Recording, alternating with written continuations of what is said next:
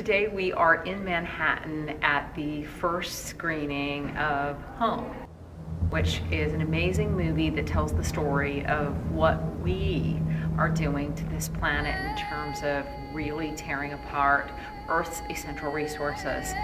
It paints a really picturesque and powerful story about how development has to change. We're right at the brink, and we need to make smarter, greener, more responsible choices in everything that we do. The most powerful elements of the story are that the fundamentals are at risk. Our water, our food, our soil, our health.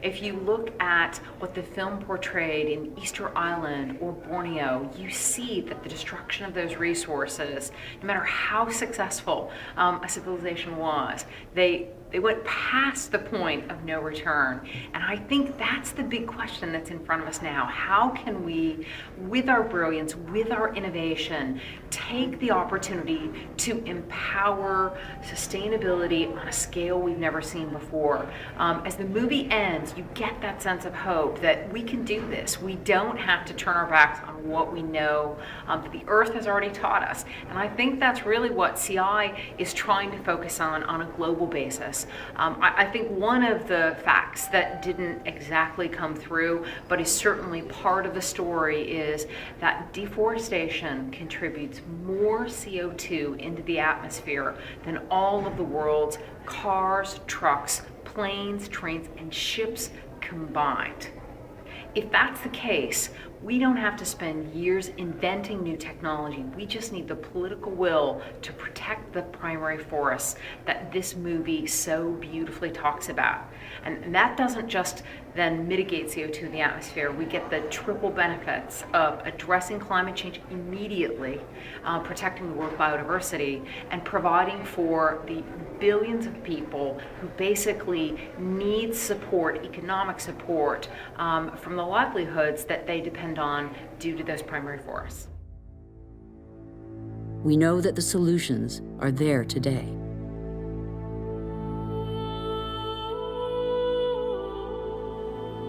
We all have the power to change.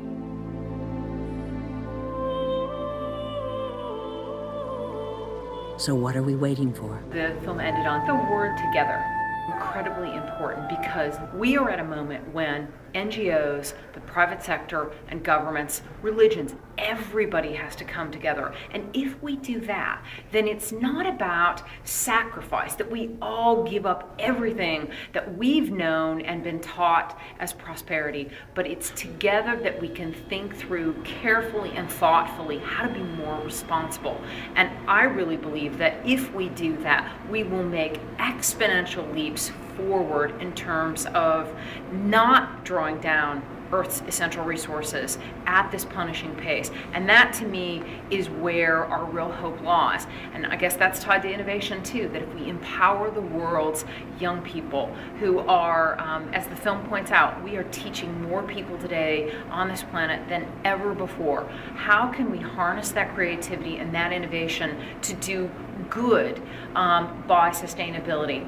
That's what we hope to really affect. And I think the message of this film, it is frank, it is candid, but it isn't without hope. And I just think we've got to, really help our kids understand that now is the moment to act. In 50 years, in a single lifetime, the Earth has been more radically changed than by all previous generations of humanity.